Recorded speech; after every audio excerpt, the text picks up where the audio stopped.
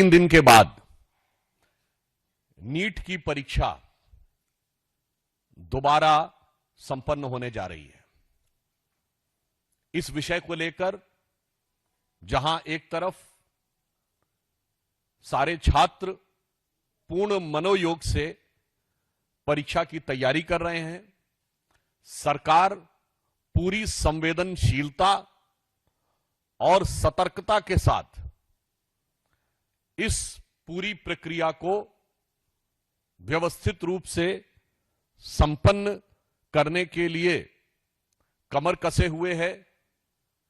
जहां एक तरफ सरकार संवेदनशीलता से काम करती हुई दिखाई पड़ रही है, वहीं कांग्रेस पार्टी और नेता प्रतिपक्ष श्री राहुल गांधी ऐसा प्रतीत हो रहा है कि संवेदनशीलता के स्थान पर कुटिलता का प्रयोग करते हुए दिखाई पड़ रहे हैं। मैं उनसे पूछना चाहता हूं कि यह परीक्षा से पूर्व के आखिरी 72 घंटे, जिस समय कोई भी परीक्षार्थी पूरे एकाग्र चित्तता के साथ मानसिक दृष्टि से तनाव मुक्त होकर अंतिम चरण की तैयारी करना चाहता है, उस समय आप इस प्रकार का आयोजन करके छात्रों की एकाग्रता को भंग करके उनके मन में भय, तनाव और उत्तेजना उत्पन्न करके उन्हें मानसिक यातना क्यों देना चाह रहे हैं? राहुल गांधी जी, राजनीति करने के बहुत अवसर मिलेंगे। 21 के बाद भी राजनीति हो सकती है। हमारा सीधा सवाल आपसे यह है कि आप इन्हीं आखिरी के 72 घंटों में राजनीति क्यों करना चाह रहे हैं?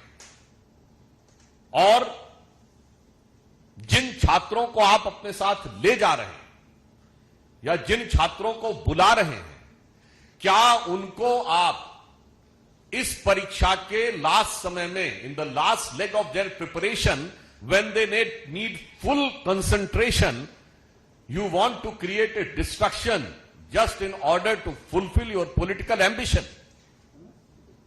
प्रकार के प्रयोग किए जा रहे हैं वहां पर छात्रों को लाने के लिए, वो भी बहुत चिंताजनक है।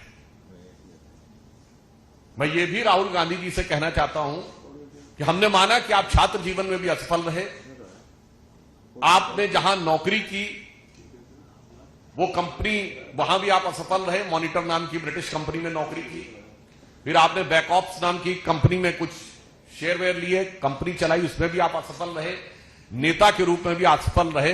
तो मुझे लगता है कि अपने कैरियर के शुरू से लेकर अभी तक असफलता के साक्षात स्वरूप होने के कारण जो आपके मन में एक खीज है, जो आपके मन में एक प्रकार का ईर्ष्या का भाव है, आज अपनी सफलता के लिए पूर्ण मनोयोग से तैयारी कर रहे छात्रों के ऊपर उसे उतारने का प्रयास न करें।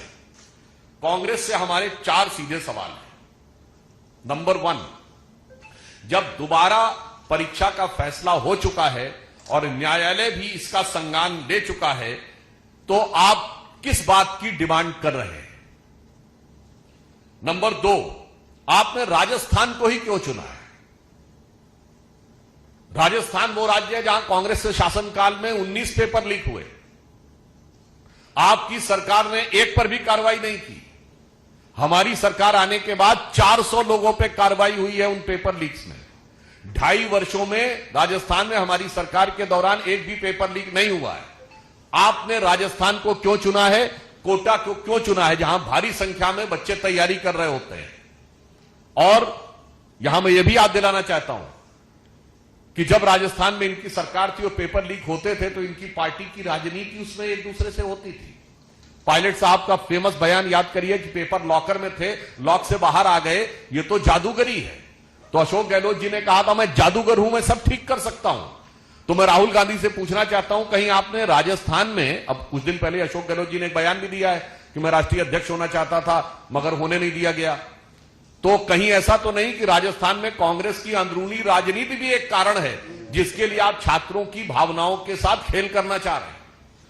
पॉइंट नंबर 3, इस प्रकार के समाचार आए हैं कि कोटा में कोचिंग संचालकों से जो पीजी के मालिक हैं, पेइंग गेस्ट एकोमोडेशन में जो रहते हैं, गेस्ट हाउस के मालिकों को डराया धमकाया जा रहा है ताकि राहुल गांधी के कार्यक्रम में अधिकाधिक छात्रों को लाया जा सके।